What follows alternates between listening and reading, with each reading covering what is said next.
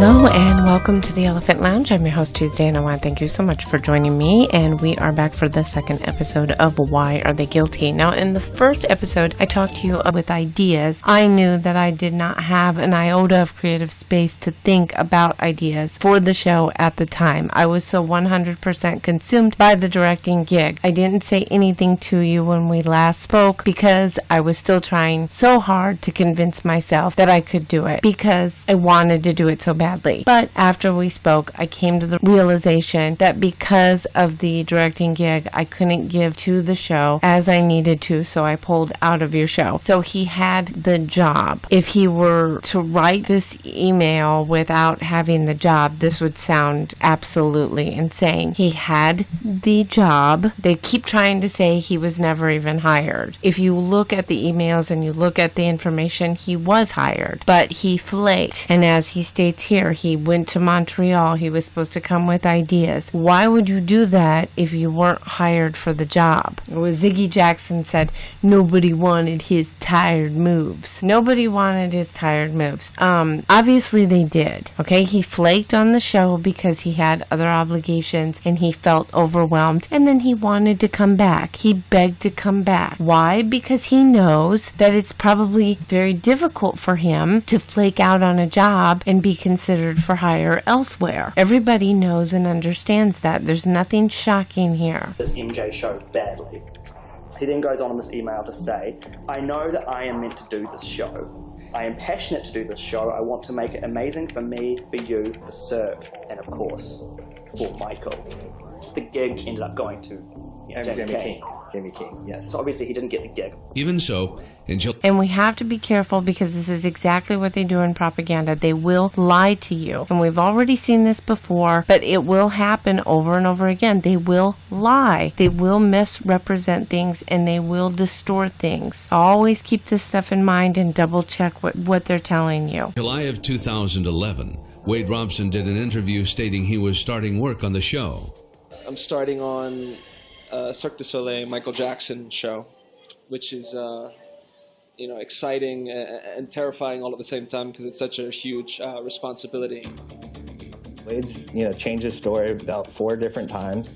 I would say that Wade decided he went to my uncle's memorial. He did tribute shows left and right for my uncle. The minute he did not get MJ1, he all of a sudden starts writing a book on the down low. No one wanted to buy the book, and then all of a sudden he comes up with these allegations. Leaving Neverland also strongly implies that 2 other friends of Michael Jackson's, Brett Barnes and actor Macaulay Culkin, were sexually abused. It suggests that other boys were lined up to replace older ones, almost like an assembly line. Yet neither was contacted during the making of the film. Instead of giving them a fair chance to respond to his smears, Reed threw up. Okay, they try and make this accusation that somehow it was bad that they weren't contacted. Why would they need to be contacted? It sounds like it's important, but it doesn't prove anything. Again, does it really matter? The documentary Leaving Neverland is focused on James and Wade and what their experience was in the grooming process, because a lot of people do not understand the amount of time and work Michael Jackson put into these children and their families. And by showing this as part of their story, it solidifies what is happening and it helps the rest of us to understand the complication that was going on here. And the 2 of them were both told about Brett and Macaulay Culkin. Not to mention, at the trial and through the years, we have staff members consistently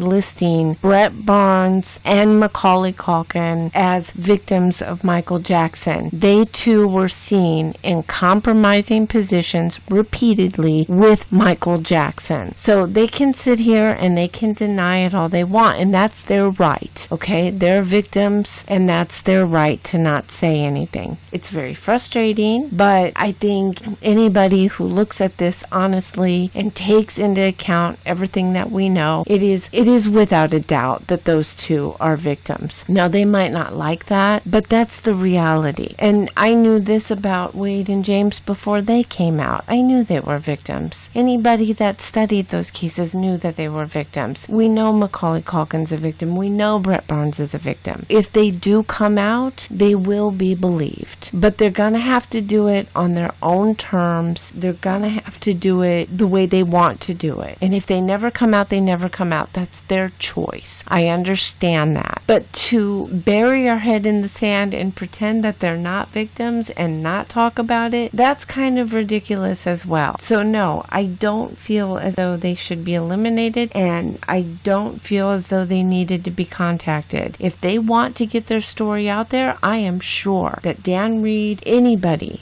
there's a ton of people out there that would love to tell their story, that would absolutely love to tell their story about Michael Jackson and the grooming and what they endured. But that's going to be up to them. Up a sentence on screen for 5 seconds stating they have consistently denied abuse, seemingly winking at the audience as he does it. Both have always maintained Michael was never inappropriate with them, and both testified under oath as adults that nothing untoward happened. Like, we were friends. We were like, seriously, he was like my best friend growing up for a good fat stretch of my life. Yeah. Like it was legitimate friendship.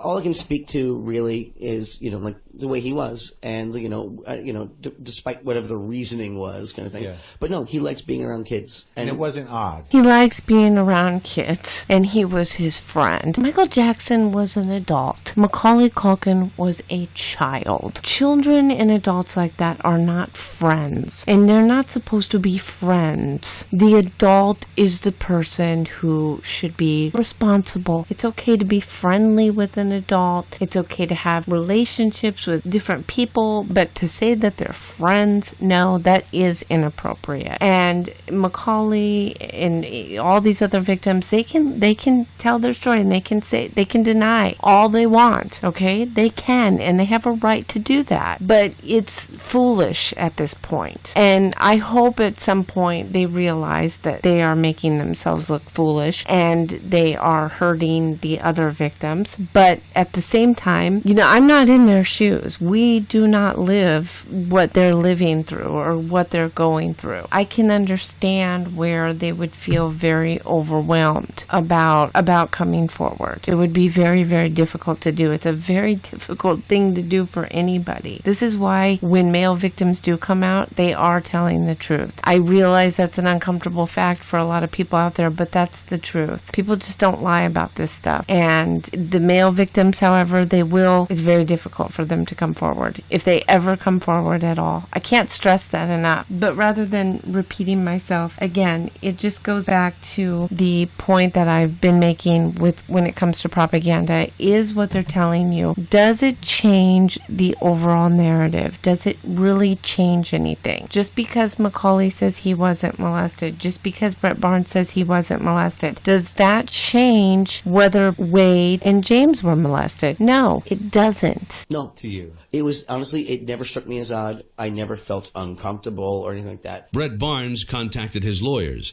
and asked his name and likeness to be removed from the film. HBO refused. And there are even more verifiable lies being spun by Leaving Neverland in the promotion of the film.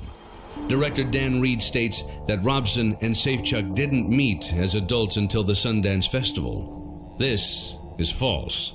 According to Robson's 2016 deposition, they spoke in 2014, and their shared legal team was present. Later, it was revealed the meeting occurred in person over lunch. Robson claimed that he was abused hundreds of times. But his deposition and his mother's depositions show that they only spent 4 occasions at Neverland while Michael was there, between 1991 and 2005. And we've gone over this before. They keep trying to make it sound as though Wade said he was only abused at Neverland. That's not true. He specifically stated that a lot of the abuse took place at Century City. Also, let's consider the 2 books from Diane Diamond and Christopher Anders, who wrote in their books, and they were written, Christopher Anders, his book was written well before even the case with Arvizo. So his book doesn't even cover the Arvizo trial. It only covers Jordan Chandler. And back then, there were guards that were talking about Wade crossing the street over to Century City at night, and then in the morning, Wade walking back to his apartment that's across the street where he stayed with his mother. That's in both those books. And they list Wade.